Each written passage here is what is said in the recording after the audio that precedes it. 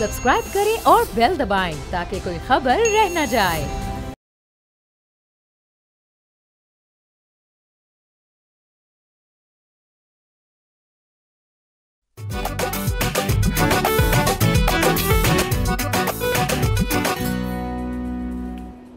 अस्सलाम वालेकुम, बोलो जनाब, मैं बहुत बहुत खुश आमदीद। मैं हूँ असद नज़ामी, मेरे साथ है अली ताब। सर क्या हाल है? सर ज़बरदस्त। इतवार वाले दिन कुर्बानी के जज्बे से सरशार लोगों को एंटरटेन करने आ गए। सर वाह, entertain and inform. Sir inform जरूर डाल दिया करें सर, साथ साथ आप। बिल्कुल ऐसे ही है सर। तो सर बाकी सर स्पोर्ट्स की दुनिया से हमारे पास कुछ खबरें हैं।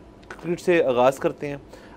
मोहम्मद यूसुफ फॉर्मर क्रिकेटर और इस वक्त सिलेक्टर, साबिक सिलेक्टर, अब तो उन्होंने अपने सिलेक्टर के ओहदे से होने से मुस्ताफ़ी हो गए हैं और कहा यह जाता है कि उनकी कुछ उन्होंने साइड किए रीज़न्स भी कि पर्सनल रीज़न्स हैं और दीगर और वजूहत हैं जिनकी वजह से वो कह रहे हैं कि मैं कैरी ऑन नहीं कर पाऊँगा। और सिलेक्शन का तो सर मेरे ख्याल में टाइमिंग थोड़ी इंटरेस्टिंग है कि इंग्लैंड की स्क्वाड भी सिलेक्ट हुई, बांग्लादेश वाली स्क्वाड भी सिलेक्ट हुई, आगे चैंपियंस ट्रॉफी भी है, उसकी स्क्वाड भी सिलेक्ट होनी है। मोहम्मद यूसुफ का एक अहम रोल है उस सारी चीज़ के अंदर, तमाम सिलेक्टर्स का एक अहम रोल होता है उसके अंदर, ज़ाहिर है क्योंकि एक पीसीबी की जो कॉम्प्लिकेशन है वो बहुत बढ़ चुकी है कि एक तो एक तरफ सिलेक्टर्स हैं, सिलेक्टर्स के ऊपर बोर्ड है, बोर्ड के नीचे मेंटोर्स भी हैं, तो एक कन्फ्यूजन का शिकार मुझे लगता है हमारा तमाम क्रिकेट का निज़ाम है। और उसके अंदर वो वही अंग्रेज़ी जो मुहावरा है, too many cooks spoil the broth. तो मेरे ख्याल में हमने बदतदरीज इतने सालों में इतने लोग जो कि ज़्यादातर 90% से अबव जो है फॉर्मर क्रिकेटर्स हैं, उनको हमने एक बना दी है इस किस्म की चीज़ कि आपके जायज़े के बगैर या आपकी जो आपने तशरीह करनी है कि क्रिकेट के अंदर मसाइल क्या हैं उसके बगैर हम आगे नहीं जा सकते। तो मोहम्मद यूसुफ ने आया, ये वजह तो नहीं, मैं उसका जो एक अपनी थीरी पेश कर रहा हूँ वो शायद ये हो कि उन पुराने कॉलीग्स और उनसे भी पुराने कॉलीग्स और सारे जो हैं वो इस वक्त मौजूद हैं पीसीबी के अंदर, किसी न किसी ओहदे पे नाफिज हैं, और वो फिर जाहिर है सर एक कन्फ्यूजन तो पैदा हो जाती है। आपको पता है कि इस मुल्क के अंदर किसी भी शोबे का शख्स हो, वो डॉक्टर हो, इंजीनियर हो या कोई भी हो, कोई मुकाबले का इंजीनियर या उनके शोबे के साथ का बंदा आ जाए तो उसकी जो एडवाइस होती है उससे डिसएग्री करना इम्पल्स रिएक्शन होती है। तो क्रिकेट में भी ज़ाहिर ऐसी होता हो। सर मैंने ना पाकिस्तानी क्रिकेट का मसला आइडेंटिफाई कर लिया। सर कर लिया? बिल्कुल कर लिया। मैं पहुंच गया हूँ नुक्ते तक, बिल्कुल नब्ज़ तक पहुंच गया, नब्ज़ पे हाथ रख दिए। अच्छा, उस पर पार्शली तो हमने कल भी बात की थी कि हमारे यहाँ पे पॉलिसी कोई नहीं बनती, ठीक है, और क्योंकि पॉलिसी बनती ही नहीं तो उसको फिर फॉलो भी क्या करना है, कंसिस्टेंसी नहीं है। अच्छा, अब ये पॉलिसी वाला जो मामला है ना, ये सिर्फ क्रिकेट के साथ नहीं है, ये तो आप किसी भी चीज़ के साथ कर सकते हैं, या पाकिस्तानी सियासत के साथ भी कर सकते हैं, या पाकिस्तानी मईशत के साथ भी कर सकते हैं। अच्छा, पाकिस्तानी सियासत और मईशत वगैरह का जो मामला है ना, वो है, मुझे लगता है कि वो बॉटम टू टॉप जाता है। अच्छा, वो जाहिर है उसका बेड़ा गर्क टॉप नहीं किया था, लेकिन टॉप नहीं थी, ठीक है। मतलब एक दौर में, आज से कई दिहाइयाँ पहले, ये एक बड़ा सोचा समझा फ़ैसला हुआ जिसमें आला हुक्मरानों ने और इस्टेब्लिशमेंट ने मिलकर फ़ैसला किया कि हमने जो है ना यहाँ पर लोगों को, ताकि हम अपने जैसे लोग मुसल्लत कर सकें, तो यहाँ पे लोगों को डम डाउन करना है, ठीक है। अब वो करते करते लोग डम डाउन हो गए हैं, इतनी दहाइयों की एक बड़ी सोची समझी एफर्ट के साथ लोग हो गए हैं। अच्छा, अब जो है लोगों के जो ख्वाहिशात हैं वो ऐसी हो गई हैं कि अब हुक्मरान और इस्टेब्लिशमेंट भी घबराते हैं कि जितने रेडिकल ये हो गए, इतना तो हमने इनको बनाया भी नहीं था, और जो ये चाहते हैं ये तो अगर हो गया तो बिल्कुल ही हाथ से निकल जाएंगी चीज़ें। सो तो अब जो है ना बॉटम टू टॉप जाता है मसला, कि वो अब मसला लोगों का है और टॉप उससे डील कर रहा है। अच्छा, क्रिकेट में बहरहाल अभी तक ना टॉप टू बॉटम ही है, क्योंकि यहाँ पर मेरा ये ख्याल है कि जो आपका क्रिकेट का चेयरमैन होता है ना, सिर्फ अगर उसकी पॉलिसी बन जाए तो आहिस्ता आहिस्ता देखा देखी उससे नीचे तमाम लेवल्स पर एक पॉलिसी बननी शुरू होगी। वो ख़राब भी हो सकती है, वो अच्छी भी हो सकती है, वो चेंज भी हो सकती है, वो कुछ अर्से बाद उसको, लेकिन शुरू वहाँ से होगा। अच्छा, यहाँ पर आपके जो क्रिकेट बोर्ड का चेयरमैन आता है ना, वो इस दावे के साथ आता है या प्रॉमिस के साथ आता है कि मैं आऊँगा और उससे पाकिस्तानी क्रिकेट टीम की परफॉर्मेंस बेहतर हो जाएगी, ठीक हो जाएगा सब। अच्छा, अब सब लोगों को क्या पता है, सब इदारों को क्या पता है, हुक्मरानों को क्या पता है कि हमने क्रिकेट बोर्ड का चेयरमैन लगाया, इससे क्या होगा कि इससे Pakistani cricket team world cup जीतना शुरू कर देगी, या चैंपियंस ट्रॉफी जीत जाएगी, या रैंकिंग में टॉप 2 में आ जाएगी, so on and so fourth. ये डिमांड ही गलत है, ये डिमांड इसलिए गलत है क्योंकि मैं आपको ये भी बता दूं कि जिसके भी आने पर परफॉर्मेंस आप देखेंगे अमूमन ख़राब ही होती रही है। अगर किसी के आने पर ठीक हुई है ना, तो मैं आपको ये भी बता सकता हूँ कि वो तुक्का था, ठीक है, और आप उसको लगाए रखते हैं, इवेंचुअली उसने भी ख़राब ही करना था, ठीक है, क्योंकि ये दावा, ये प्रॉमिस ही गलत है, क्योंकि इसके पीछे कोई बेसिस ही नहीं है कि भैया आप क्या करोगे, एवं कि बस मैं आऊँगा, आपकी शक्ल अच्छी है कि मैं आऊँगा तो सब ठीक हो जाएगा। बुनियादी बात यह है कि चेयरमैन का दावा और प्रॉमिस ये होना चाहिए कि मैं जब आऊँगा तो पाकिस्तान क्रिकेट के रेवेन्यू में इजाफा हो जाएगा। जब पाकिस्तान क्रिकेट के रेवेन्यू में इजाफा होगा तो परफॉर्मेंस बेहतर होना तो उसका एक बाय प्रोडक्ट है जी। जब पैसे ज़्यादा आने शुरू हो जाएंगे तो फिर जाहिर है इंफ्रास्ट्रक्चर भी बेहतर होगा, फिर जाहिर है परफॉर्मेंस भी बेहतर होगी, फिर सब कुछ बेहतर। सबसे पहले मतलब इसी तरह जब एक दफ़ा चेयरमैन का ये बन जाएगा ना कि उसका भाई गोल है क्या, टारगेट है क्या, तो फिर आप उसके बाद सिलेक्शन कमेटी से भी कह सकते हो अच्छा जी आपका टारगेट क्या है, क्योंकि सिलेक्शन कमेटी का सिर्फ ये टारगेट नहीं होता या सिर्फ ये गोल नहीं होता कि अगली सीरीज में हमने इस तरह की टीम पिक कर लेनी है, वो भी बड़ा आगे का सोच रहे होते हैं, ठीक है। मतलब एक बंदे को कई दफ़ा आपको लगता है कि फजूल चांस मिल रहा है, लेकिन आप किसी सिलेक्टर से पूछोगे तो उसके पीछे एक पूरी कहानी होगी कि मैंने क्यों इसको फजूल चांस दे रहा हूँ। एक बंदा 2 गलत परफॉर्मेंस दे के बाहर हो जाएगा, आप किसी सिलेक्टर से पूछोगे तो वो उसके पीछे एक पूरी थॉट होगी।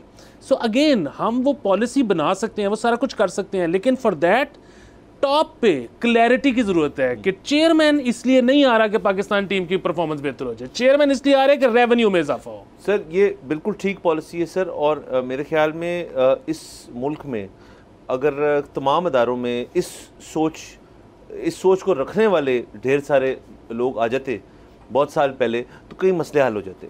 यहाँ पे असल में मसला ये है सर कि हम ना एक अजीब से सर्कल, एक क्वैगमायर में फंस गए हैं कि चीज़ें ख़राब होती रहीं। अब जिस शख्स को भी लाना है कि उसको इस नीयत से नाफिज करना है उस चीज़ पे, कुछ चीज़ को ठीक करें। ये आप अक्कासी कर लें पीसीबी की बाकी हमारे इदारों के साथ कि जी आना है तो ठीक करके जाना है। अच्छा ठीक होता नहीं है, लेकिन आपका पॉइंट उस लिहाज से बिल्कुल बजा है कि अगर उसके अंदर आप रेवेन्यू पॉइंट ऑफ व्यू से आ जाएं, क्योंकि सर हमें तो ये देखा है, हमें कहा किसी ने नहीं, हमने देखा है ये कि तमाम मसाइल का हल जो होता है वो पैसे से हो जाता होता है, मतलब वक्ती तौर पे नहीं, बल्कि अगर आप उसको एक कंसिस्टेंटली एक बना लें एक चीज़ को, जी पैसा फ्लो इन कर रहा है तो बहुत आपके दरवाजे खुल जाते हैं और बहुत चीज़ें कर सकते हैं। रही बात सर पीसीबी की, और उनके अंदर जो इतना एक ज़्यादा एक रोस्टर बन गया है फॉर्मर क्रिकेटर्स का जो उसके अंदर कंट्रीब्यूट करते हैं और अपनी रिकमेंडेशंस दे दी। कल के दिन हम गैरी कर्स्टन साहब की बारे में बात कर रहे थे, कहा जा रहा है कि वो शायद फायर हो जाएं चैंपियंस ट्रॉफी के बाद। अभी चैंपियंस ट्रॉफी तो हो ही नहीं, ये क्या एक अजीब सा बयान है कि जी सुना है कि वो उसके बाद फायर हो जाएंगे, और वो भी फॉर्मर क्रिकेटर ने किया। तो सर इसका मतलब है क्रिकेट के ऊपर जो रिकमेंडेशन है वो फॉर्मर क्रिकेटर्स ने देनी है, क्रिकेट के ऊपर जो बहस है वो फॉर्मर क्रिकेटर्स ने करनी है। उसके अलावा मीडिया पे जब आना है क्रिकेट के ऊपर बयान देने के लिए वो भी फॉर्मर क्रिकेटर्स ने देना है।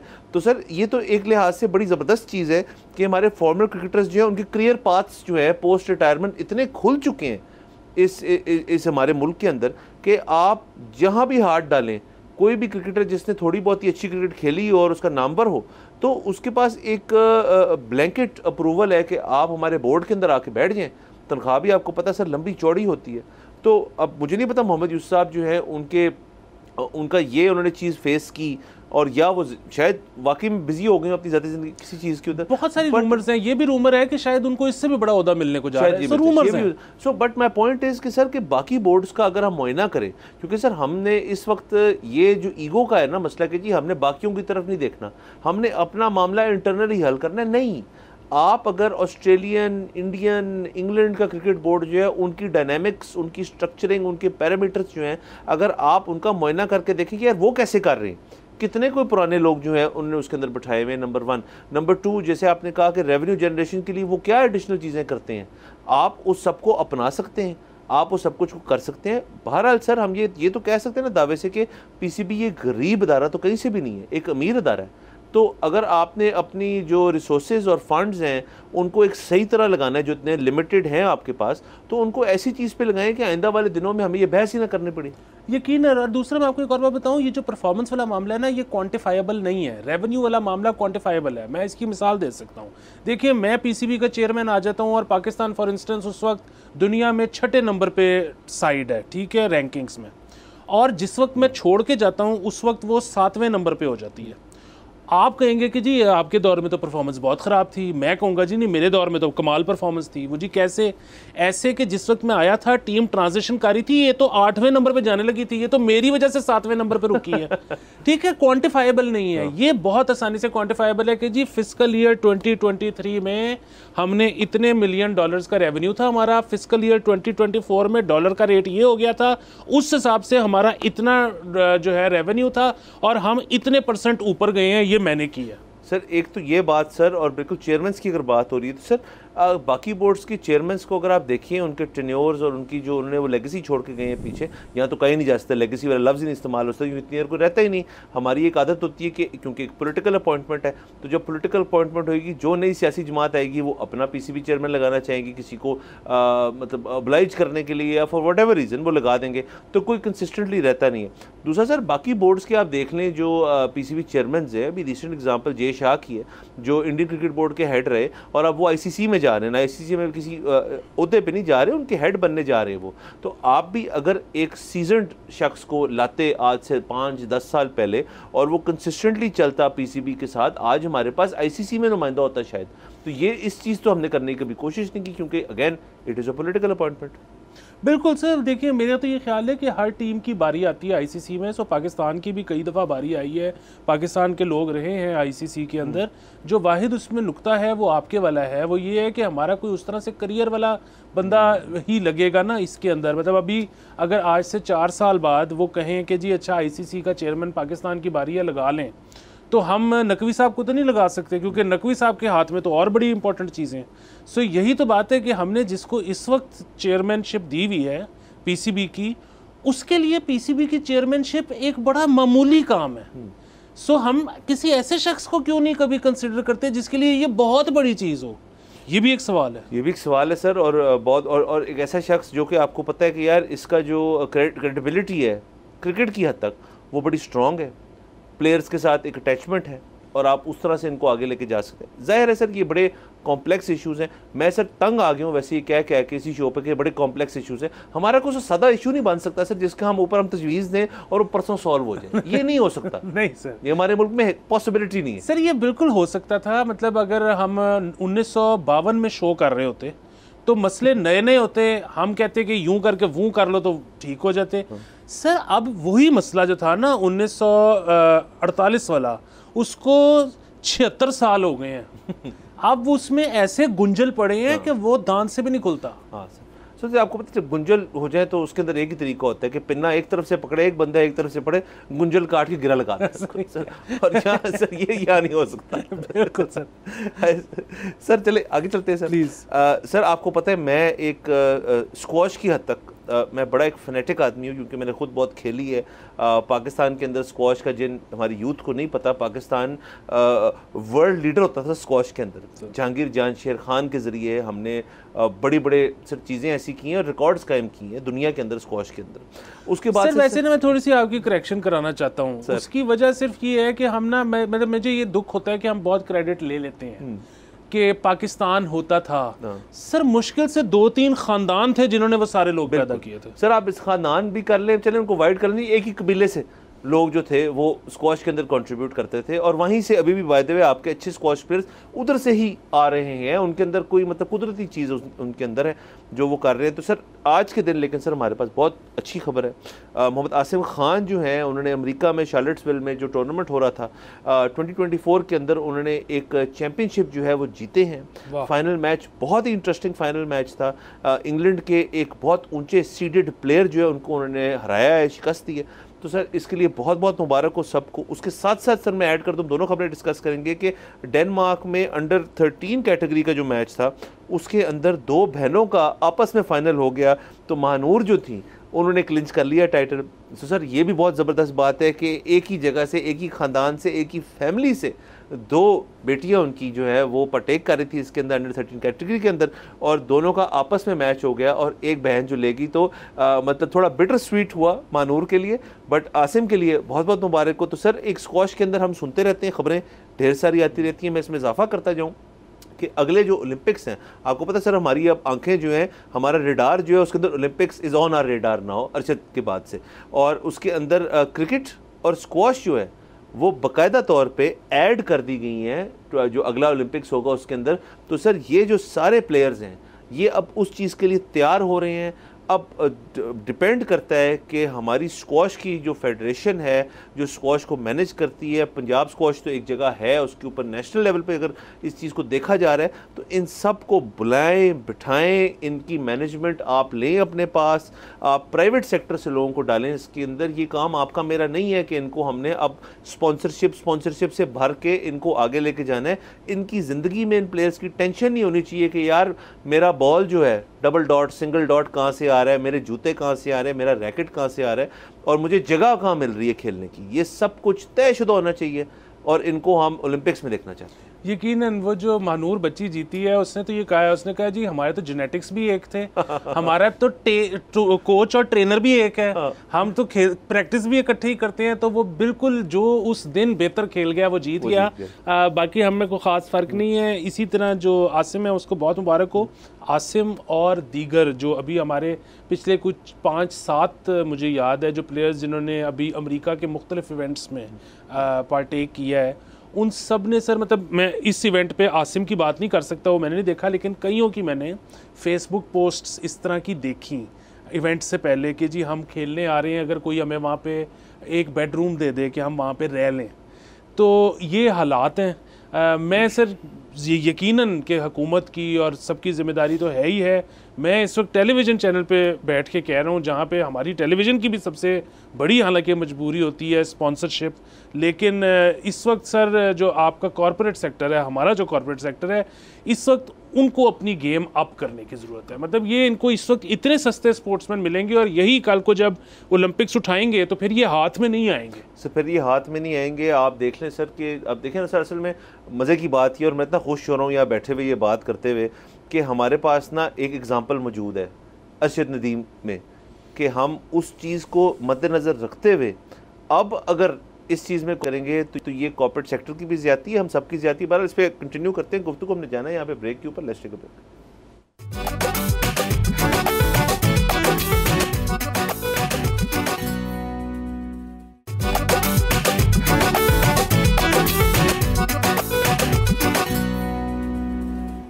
Welcome back from the break. आप देख रहे हैं बोलो जनाब। सर स्क्वॉश का जिक्र हो रहा था और ज़ाहिर है आपको पता है हमारे शो की एक थीम है कि ऑल्टरनेटिव स्पोर्ट्स को अब हमने बहुत फ़रोग़ देना है और हमने आने वाले ओलंपिक्स में और उसके बीच में जितने भी आपके टूर्नामेंट्स होंगे, चीज़ें होंगी, उनके अंदर हमारे स्पोर्ट्समैन जो है उनको हमने बहुत सपोर्ट करना है अपने लेवल पे जितना कर सकते हैं। ब्रेक से पहले कॉर्पोरेट कल्चर की बात हो रही थी कि अब स्पोर्ट्समैन जो हैं उनको कॉर्पोरेट्स क्यों नहीं अपनाते और क्यों नहीं साथ लेके चलते, क्यों नहीं उनकी मुश्किलात में आसानी करते ताकि वो अपनी गेम पे फोकस कर सकें। एक तो सर बहुत बड़ा वजह ये है सर, हम आज आके घूम फिर के आ जाते हैं अपनी मईशी सूरत हाल पे। मुल्क के अंदर जो मईशी बहरान है उसके अंदर मुझे तो ये बहुत एक्सपीरियंस है क्योंकि मेरा मार्केटिंग का बैकग्राउंड है थोड़ा सा, कि जब भी किसी कॉर्पोरेट को एक पिंच फील होता है थोड़ा सा भी, तो सबसे पहला बजट जो स्लैश होता है वो मार्केटिंग बजट होता है। मार्केटिंग बजट के अंदर ये लोग इसके अंदर शामिल होते हैं। लेकिन उस चीज़ को मेरे ख्याल में छोड़ते हुए आपने भी देखना है कि आपकी कंपनी की भी एक लेगेसी बननी है, आपकी कंपनी ने भी आगे जाके क्लाइंट्स को ऑन बोर्ड लेना है। तो क्यों ना आपकी कंपनी वो कंपनी हो जिसने एक एक्सपेक्टेड ओलंपिक चैंपियन या वर्ल्ड चैंपियन जो है उसको आपने स्पॉन्सर किया था। स्क्वॉश सर कोई इजी स्पोर्ट नहीं है। स्क्वॉश के अंदर जितनी फिटनेस लेवल मांगा जाता है वो बहुत चीज़ें मांगती है, वो न्यूट्रिशन भी मांगती है, वो डेली एक्टिविटी जो है स्क्वॉश कोर्ट के अंदर भी मांगती है, वो अच्छी कोचिंग भी मांगती है। और इसके अंदर तमाम स्पोर्ट्स की तरह स्क्वॉश के अंदर भी बहुत जिद्दत आई है। आप सिर्फ रैकेट की प्राइसेस ले लें तो मुझे तो ये फर्स्ट हैंड पता है कि एक रैकेट जो हम एक ज़माने में लिया करते थे 5-6 हज़ार रुपये का, तो वो उस ज़माने में बहुत ज़्यादा होते थे, वही रैकेट आजकल 30-32 का रैकेट नहीं आता। और ये रैकेट्स जो हैं इनकी गट जो है वो 2 दफ़ा डलती है उनके अंदर, उसके बाद वो रैकेट फारग होते हैं, फ्रेम ख़त्म हो जाता है। क्योंकि जिस लेवल पे ये खेलते हैं लोग तो उनका रैकेट जो है इनके पास तो 6-6 बैकअप में होने चाहिए। जूते अलग होते हैं, इनके नॉन मार्किंग शूज़ होते हैं, बॉल्स जो होती हैं कॉम्पिटिशन बॉल अलग होती हैं। और प्लस एक ज़माने में तो सर स्क्वॉश टूर्नामेंट्स होते थे आपकी सीमेंट या बोर्ड वॉल के ऊपर और साथ ग्लास होता था। अब तो फुल ग्लास जो है उसके अंदर टूर्नामेंट होता है। तो मेरा अपना ख्याल है कि शायद पंजाब स्क्वॉश के पास एक ऐसा कोर्ट है जो कि डिसमेंटल्ड है। किसी भी जगह पे इन प्लेयर्स के पास ये फुल ग्लास कोर्ट जो है वो मेरे ख्याल में मौजूद ही नहीं है पाकिस्तान में। Correct me if I am wrong. Sir यकीनन दूसरी बात ये है कि लोगों को पता नहीं अंदाज़ा है या नहीं, या कॉर्पोरेट सेक्टर को अंदाज़ा है या नहीं। मतलब हमने तो डॉक्यूमेंट्रीज़ वगैरह क्योंकि देखी हैं इंटरनेशनल स्पोर्ट्स मैन की, हमने वो NBA की और मुख्तलिफ दीगर स्पोर्ट्स जो यहाँ पर खेली नहीं जाती, क्योंकि अब नेटफ्लिक्स पर उनकी डॉक्यूमेंट्रीज़ मौजूद हैं। ये पता है कि अच्छा कौन से शूज़ किस स्पोर्ट्समैन ने किस मौके पे इंडोर्स किए।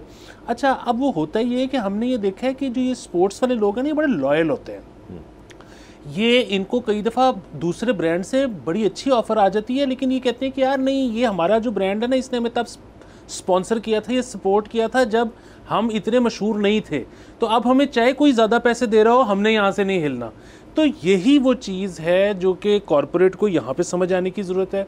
यही वो लॉयल्टी है जो कि आज जो स्पोर्ट्समैन जो लड़का है उसको ये जहन में होनी चाहिए कि यार जिसने मुझे आज सपोर्ट किया ना, उसको मैंने भी फेवर देनी है अगर कल को मैं ओलंपिक्स जीत गया। तो ये सारा कुछ जो है ना, बड़ा मेरे ख्याल में अगर एथिकली चले तो हम ये जिस तरह आपने एक मिशन उठाया हुआ है अल्टरनेट स्पोर्ट्स का, मेरे ख्याल में हम इसको कर सकते हैं। और ये मैं आपको बताऊं, ये आप हैं, ये जो बच्चे खेल रहे हैं वो हैं, इसके अलावा और लोग भी हैं। जितना वक्त हम अपने शो में अल्टरनेट स्पोर्ट्स को देते हैं, किसी टीवी चैनल के किसी शो पर नहीं हो रहा। उसकी क्या वजह है? उसकी वजह ये है कि इस चैनल की जो एडमिनिस्ट्रेशन है वो इस बात को बुरा नहीं मनाती। अगर वो कहे कि जी हमारी वो रेटिंग नहीं आ रही, आप ऐसा करें कि नवाज शरीफ यूं और मरियम नवाज यूं और इमरान खान यूं करें, तो हम नहीं कर सकते। सो इसका मतलब है कि एक कल्चर डेवलप होना शुरू हो गया। सर हो गया सर, बिल्कुल। आप देखें सर, अरशद जब लेकर आए गोल्ड मेडल वहाँ से और एक ओलंपिक रिकॉर्ड लेकर आए, तो उसके बाद मेरे ख्याल में एक हफ्ता आपका नेशनल न्यूज़ पे शायद सियासतदान जो है वो थोड़े से डिप्रेस भी हो गए, यार हमारे बारे में कोई बात ही नहीं कर रहा। सर ये ताकत है, ये ताकत है स्पोर्ट्स की। 92 में भी मैं आपको यकीन से कहता हूँ, हालांकि तब मैं बहुत छोटा था याद रखने के लिए कि न्यूज़ साइकिल क्या था, बट 92 में भी सर जब वर्ल्ड कप हम जीते थे तो अखबारात की जो हेडलाइंस थी क्रिकेट के हवाले से, वो फ्रंट पेज से ना बड़ी बड़ी जैसे मोमबत्ती से सर कैंडल से आराम से वैक्स नहीं पिघलती, उसी तरह उतरी होंगी सर काफ़ी टाइम लगा के, क्योंकि people want to talk about it. हर आपकी ड्राइंग रूम चैट और आपकी ऑफिशियल चैट, ऑफिस के अंदर चैट जो है वो जब स्पोर्ट्स के बारे में होना शुरू हो जाए, उसका सर एक बाय प्रोडक्ट बड़ा मज़ेदार है कि आप जब बात करना कम कर देंगे ना सियासी मसाइल और ये मेशी मसाइल, डॉलर, स्टॉक मार्केट, मियाँ साहब, छोटे मियाँ साहब, खान साहब वगैरह वगैरह, जब आपकी ये नेशनल डिस्कोर्स से ये चीज़ें एग्जिट कर जाएंगी और वो ऑक्यूपाई हो जाएंगी इस किस्म की मुस्बत और स्पोर्ट्स रिलेटेड खबरों से, चाहे मुस्बत ना भी हो, हारने में भी बात होती है ना, अब हारे वो भी बात की जा सकती है, तो उसके बाद ये होगा सर ज़रा लोग जो है ना ज़रा ठंडे हो जाएंगे।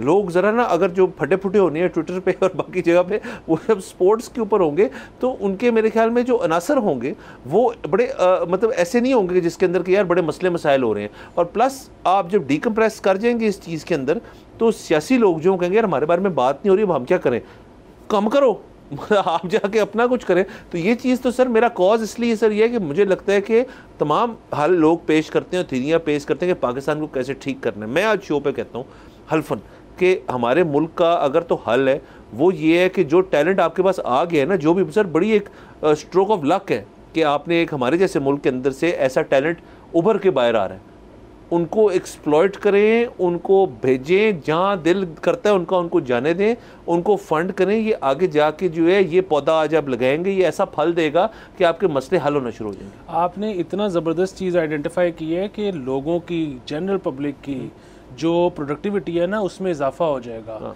सिर्फ इस वजह से कि अगर सियासत डिस्कस होनी कम हो जाए, क्योंकि सियासत के साथ आता है एक डूम एंड ग्लूम कि यार ये तो कुछ ठीक होता नज़र नहीं आ रहा। तो जब अगर ठीक ही कुछ नहीं होना, अगर मेरा फ्यूचर डार्क है बिकॉज ऑफ द हुक्मरान्स, तो मैं अपनी नौकरी पे मेहनत क्यों कर रहा हूँ? तो ये जो डूम एंड ग्लूम है ना, इससे बचने का सबसे अच्छा तरीका ये है कि, लेकिन जाहिर है उसके लिए एक तो आपने फ़रोग़ देना है अपनी स्पोर्ट्स को, और दूसरी तरफ आपने ज़रा अपनी पॉलिटिक्स को भी लेस हैपनिंग करना है। आपने ज़रा एक सही डगर पे एक ज़रा स्मूथ गाड़ी चलानी है, क्योंकि एक तरफ अगर हर वक्त हिचकोले ही चल रहे हों तो फिर नज़रें ना चाहते हुए भी वहाँ जाती हैं। सर कितना अच्छा हो सर कि आप और मैं बैठे हों और नेशनल असेंबली का सेशन चल रहा हो और मैं आपसे पूछूं क्या हुआ, आपके कुछ नहीं हुआ, कोई ऐसी मसले वाली कोई कुर्सियाँ नहीं चली, कोई नारेबाजी नहीं हुई। उन्होंने बल्कि को आज ना कुछ 6 को कानून जो है ना उनको टेबल करके 3 पास करा लिए। इत्तेफाक राय से। मुझे याद है कि मैं एक दफ़ा मुंबई में था और बड़े एक मशहूर 2 लोग मेरे साथ थे, पाकिस्तानी दोस्त, और हम एक जगह पे थे जहाँ पे टोले कुछ यंगस्टर्स खड़े होकर अपनी गुफ्तगू कर रहे थे। अंदर सिगरेट पीने की इजाज़त थी तो वो बाहर खड़े होकर पी रहे थे। तो हमने ऐसे ही सोचा कि यार ज़रा ना ईव्स ड्रॉपिंग करते हैं कि ये क्या बात कर रहे हैं। तो हम मुख्तलिफ ग्रुप्स के साथ खड़े हो गए, उनकी बात सुनने लगे, और हमने नोटिस सिर्फ एक चीज़ की। किसी जगह डिस्कशन चल रही थी कि मारिया शरापोवा इंडिया आ रही है, किसी जगह डिस्कशन चल रही थी कि यहाँ पे कॉन्सर्ट होने लगा है, किसी जगह डिस्कशन चल रही थी कि यहाँ पे फलाना प्ले, थिएटर, फिल्म होने लगी है। सियासत कोई भी डिस्कस नहीं कर रहा था, जबकि आप हमारे इधर अगर किसी भी यंगस्टर्स के साथ खड़े होगे तो 2 से 3 या मैक्सिमम 15 मिनट के बाद गुफ्तगू ना चाहते हुए भी सियासत पे आ जाए। सर बिल्कुल इस बात में 100% हकीकत है। और आप देख लें कि पिछले मतलब हफ्ते 1.5 हफ्ते से पाकिस्तान के अंदर जो है तमाम डिस्कशन जो हर जगह हो रही हैं, ऑफिशियल हो जाए, ऑफिस के अंदर हो जाए, ड्राइंग रूम के हद तक हो जाए, तो वो डोनट्स के बारे में हो रही है सर। तो ये भी एक अजीब सी एक कैफियत है जिसके अंदर हम फंस गए हैं। बाकी सर बहरहाल हम चाहते हैं कि ये जो जिस तरह इस्तकबाल हुआ अरशद का और जिस तरह इस्तकबाल हुआ अभी हमारे जो बॉक्सर हैं उनका, आसिम जो हैं उनका भी इसी तरह इस्तकबाल किया जाए। गवर्नमेंट अगर एक रोल चाहते हैं, गवर्नमेंट, आपने कॉर्पोरेट सेक्टर की बात की, मैं गवर्नमेंट की बात करता हूँ, अगर आप चाहते हैं कि ये लोग जो हैं ये सपोर्टिव रहें, गवर्नमेंट के भी और आवाम का भी हिस्सा रहें, और ये मतलब उस तरह स्लिप ना हो जाएं कि यार यहाँ हमें कुछ नहीं मिल रहा, तो इनको आप सेलिब्रेट करें। ये आगे जाके हमारा फ्यूचर जो है इनसे भी वाबस्ता बहुत ज़्यादा है। और इसमें आप ऐड कर दें कि मानूर की बहन का भी मानूर वाला इस्तकबाल होना चाहिए। बिल्कुल, दोनों को होना चाहिए कलेक्टिवली। यहाँ जाना हमने ब्रेक के ऊपर, लेट्स टेक अ ब्रेक।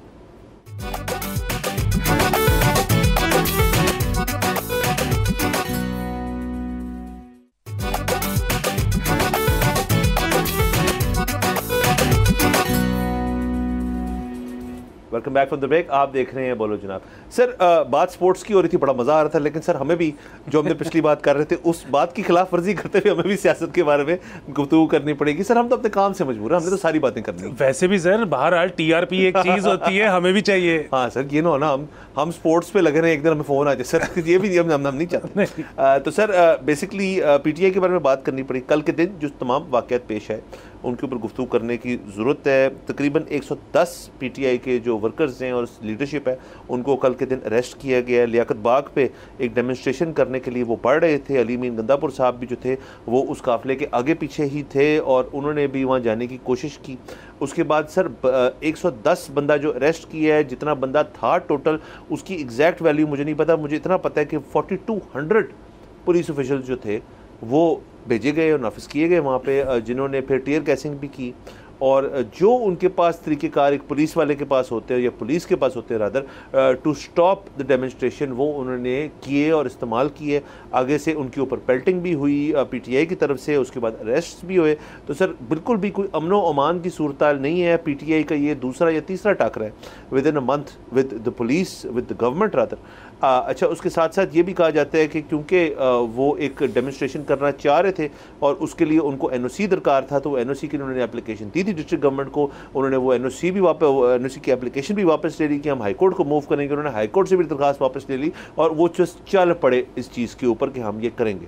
इस तमाम चीज़ के पेश नज़र आज के दिन जो खबर हमें मिली है वो ये है कि पंजाब गवर्नमेंट के अंदर जो है असेंबली के थ्रू जो सेक्शन 144 है, जो कि एक बहुत ही कॉलोनियल किस्म का एक है कि आप पब्लिक गैदरिंग नहीं कर सकते, उसके अंदर भी चेंज लाया गया है। वो चेंज ये है कि उसकी आई थिंक एक मैक्सिमम उसकी जो डेज़ थे वो 10 दिन हो सकते थे, उसको बढ़ा दिया गया है गवर्नमेंट के लिए 30 डेज़, यानी कि गवर्नमेंट उसको 30 डेज़ के लिए इम्पोज कर सकती है और 60 डेज़ के लिए आई थिंक होम डिपार्टमेंट और एक और इदारा जो है उसको एक्सटेंड कर सकते हैं। टोटल आप 3 महीने के लिए आप किसी भी शहर में, सूबे में, जगह में, इलाके में आप 144 जो आप नाफिज कर सकते हैं विद अकॉर्डिंग टू लॉ।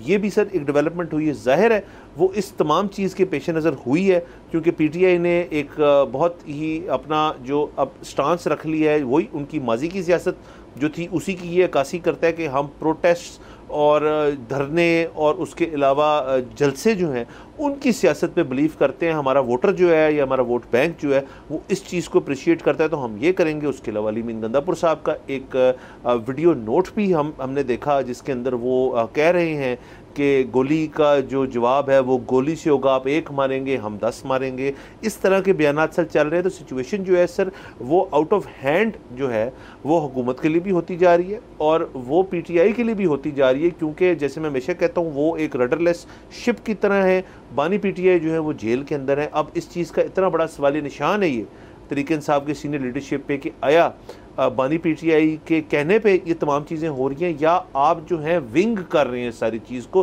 खुद से फ़ैसले लेके जा रहे हैं और वो फ़ैसले भी मुश्तरका नहीं है। शायद बैरिस्टर गौहर और उमर अयूब का ये फ़ैसला ना हो, शायद अलीमीन गंदापुर साहब जो हैं उनके ये फ़ैसले हों जिन पे वोटर्स और जो आपके फॉलोअर्स हैं वो अमल कर रहे हैं। तो आपने देखना ये नहीं है कि आपके साथ क्या होता है, आपने देखना आपका जो वोट बैंक है।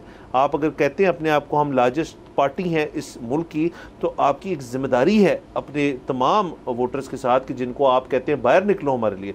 जब वो बाहर निकलेंगे और उसे टीयर गैसिंग और शेलिंग होगी तो फिर वो शख्स जो है वो सोचेगा यार कि मैंने क्यों किया, और आइंदा करेगा या नहीं। देखिए यकीनन ये जो है ना गोली के बदले गोली वाला जो बयान है ये बहुत ही कंडेमनेबल है। और उसकी वजह ये है कि कल ही हमने PTI की इतनी तारीफ़ की अपने शो में जब उन्होंने ये कहा कि जी हम एक अपना ड्राफ्ट लेके आ रहे हैं JUI के साथ। अगेन वो ड्राफ्ट अच्छा होगा बुरा होगा हमें नहीं पता, लेकिन यही तो काम है करने वाला ऑपोजिशन का कि जी एक ड्राफ्ट आप बना रहे हो कि हम बना रहे हैं, एक बजट आप बना रहे हो ये शैडो बजट हमारा पकड़ो, ठीक है। सो ये है ज़्यादा दिमाग खपाने वाला काम, मेहनत तलब काम और असल काम जो है ना निकलना बाहर। वो ठीक है वो फिज़िकली तो टैक्सिंग है, लेकिन प्रॉब्लम ये है कि उसमें दिमाग नहीं इस्तेमाल होता। अच्छा अगेन ये जो है ना NOC वाला मामला, सो आपको याद होगा PTI की गवर्नमेंट थी और PMLN उन दिनों में कोशिश कर रही थी बाहर निकल के इसी तरह एहतजाजी रैलीज करने की। लॉन्ग मार्च टाइप प्लान्स थे उनके, और उन दिनों में कोविड था।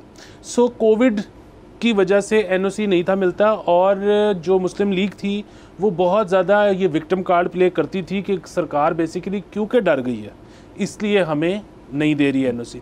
तो अब इसी तरह आप ये मतलब मुस्लिम लीग अब ये एक्सपेक्ट नहीं कर सकती कि PTI ये नहीं कहेगी कि जी आप बेसिकली जो NOC नहीं दे रहे उसकी वजह कोई और है, क्योंकि अब तो कोविड भी नहीं है। अच्छा इसी तरह ये जो आपने कहा कि पंजाब असेंबली से जो उन्होंने पास करवा लिया है, सो जब लाहौर में PTI का जलसा हुआ था तो उस रात भी गिरफ्तारियां हुई थी एक रात पहले, लेकिन टाइम की खिलाफ वर्जी पे बिल्कुल, लेकिन जलसा बहरहाल हुआ। ये जो भी आप बात कर रही हैं इस्लामाबाद की हुई है, ये पंजाब असेंबली से तो जो भी पास हो रहा है वो इस्लामाबाद में एप्लीकेबल नहीं होगा, इसको तो फिर नेशनल असेंबली से मेरे ख्याल में करवाना पड़ेगा फॉर इस्लामाबाद। बाकी ये है कि सर बुनियादी जो चीज़ है ना वो ये है कि अभी हमारा पास हुआ है IMF का प्लान, लेकिन उसके बावजूद हम देख रहे हैं कि जो इंडिकेटर्स हैं वो कोई बहुत उनमें तब्दीली नहीं आई, ठीक है। मतलब आपकी स्टॉक मार्केट जो है वो उसने कोई रफ्तार नहीं पकड़ी, वो बल्कि इंडेक्स लूज़ ही कर रही है। इसी तरह दीगर इंडिकेटर्स हैं जो कि बहुत मुस्बत नहीं हुए। सो यकीन इस बात का दिलाने की ज़रूरत है हुकूमत को कि आहिस्ता आहिस्ता इकनॉमिक इंडिकेटर्स बेहतर होंगे। वो क्या चीज़ें हैं जिनकी वजह से वो बेहतर नहीं हो रहे, हुकूमत उनको किस तरह से एड्रेस कर रही है। जब तक ये सारी चीज़ें हुकूमत ट्रांसपेरेंट नहीं रखेगी आवाम के साथ, तब तक हुकूमत को हैरान या परेशान होने की ज़रूरत नहीं है अगर ऐसा महसूस हो कि ऑपोजिशन मोमेंटम पकड़ रही है, ठीक है। मतलब आपको अपोजिशन पसंद है नहीं पसंद, उनका जो तरीक़ाकार है वो आप उससे अग्री करते हैं डिसएग्री करते हैं, लेकिन मोमेंटम उनका चलता रहेगा जब तक हुकूमत, मैं ये नहीं कह रहा कि रातों रात बदल दें, नहीं बदल सकते रातों रात, क्या शायद 10 साल में भी नहीं बदल सकते, लेकिन ट्रांसपेरेंसी लेके आए। बाकी जिस तरह आपने वो बात की कि जो है ना क्लैश की जो सियासत है वो नहीं होनी चाहिए, गोली के बदले गोली, ये वो सारा कुछ, मतलब ये जो 9 मई था उसका एक तो वो अनफॉर्चुनेट तो था ही था मामला, उसके बाद उसको जिस तरह से डील किया गया ख़ास तौर पे PTI की तरफ से वो बहुत अनफॉर्चुनेट था। देखिए उसमें पीछे जितनी मर्ज़ी बड़ी साजिशें हों, जितने मर्ज़ी कू अटैम्प्ट हो, वो अभी तक हम उसके ऊपर बात नहीं करेंगे। बहुत सारी चहमगोइयाँ हैं कि बहुत बड़े बड़े लोग इन्वॉल्व थे, अब कोई गिरफ्तारियाँ भी हुई हुई हैं, so on and so fourth. मसला ये है कि बहरहाल यंग बच्चे भी थे जो जज्बात में आके निकल पड़े, पत्थर मारे, वीडियोज़ लोगों की वीडियोज़ में आए, कुछ ने खुद अपनी वीडियोज़ बनाई पत्थर लगाते हुए, आग लगाते हुए, ये सारा कुछ। शुरू में पीटीआई ने कहा जी कि इनका टक्कर के लोगों से मुकाबला ही अब पड़ा है, बाद में कहा जी हमारे तो बंदे ही नहीं है, गिरफ्तार कर लो, जो मर्जी कर लो, इमरान खान छोड़ दो, बाकी इनके साथ जो मर्जी करो। बात फिर वही है कि वो छोटे छोटे जज्बाती बच्चे थे, माफ़ी मांगने की ज़रूरत थी। मतलब ना उन पहले टक्कर के लोग करने की ज़रूरत थी, ना बाद में ये कहने की ज़रूरत थी कि आप जो मर्जी कर दो, इनके साथ हमारा ताल्लुक ही कोई नहीं। पहले दिन से कि ओहो गोली चल गई या खुदा न खास्ता पत्थर लग गया या आग लग गई, माफ़ी हमने छोटे बच्चे को बचाना है। हम तो उसका हम बात करते हैं कि छोटा बच्चा ड्राइविंग कर रहा है या नशे कर रहा है, उसका करियर आपने कैसे इफेक्ट होने से बचाना है। तो यहाँ पे अगर किसी ने आग लगा दी है तो हम उसका क्या पूरी ज़िंदगी उसकी ख़राब होने दें?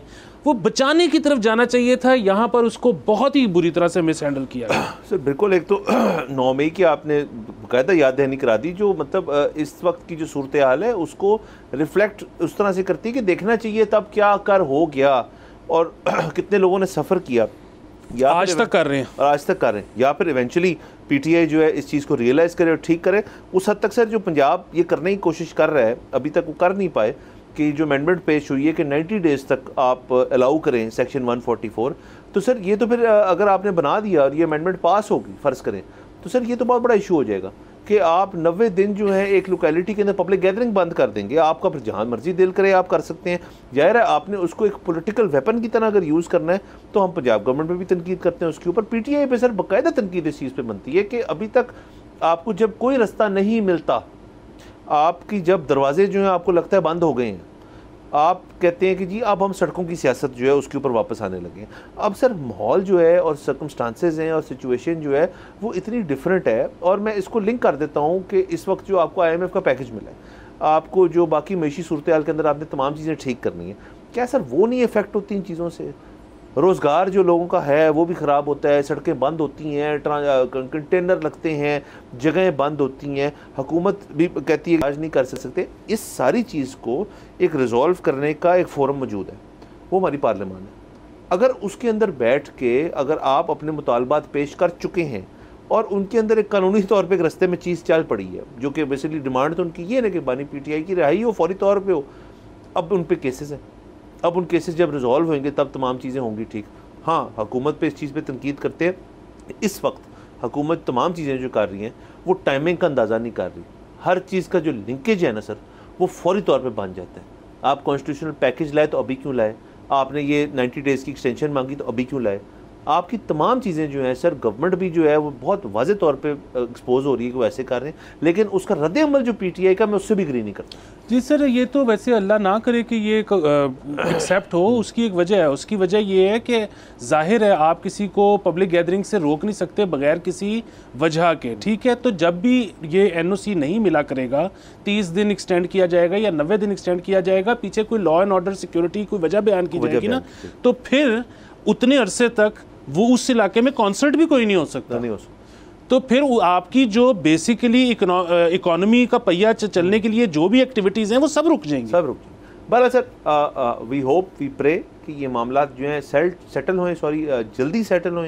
आप इस एक तरफ IMF पैकेज जो है हमारे पास है, अब उसके अंदर आपने मेहनत करनी है, काम करना है, वो शराइत है उनको पूरा करना है। उस तरफ सिर्फ हुकूमत को फोकस नहीं करना चाहिए, अपोजिशन को भी मेरे ख्याल में उसके ऊपर फोकस करना चाहिए। कल को अगर आप अब इस वक्त अपोजिशन है तो कल को आपके पास भी पावर आ सकती है, आपने फिर ये तमाम चीज़ें आगे लेके जानी है। तो आज की सोचें इस तरह से कि कल को कुछ भी हो सकता है और तमाम लोगों को ऐसे सोचना चाहिए। बहरहाल वक्त ख़त्म हो जाता है, अगले हफ्ते आपसे इंशाअल्लाह फिर मुलाकात होगी। इजाज़त दीजिएगा, खुदा।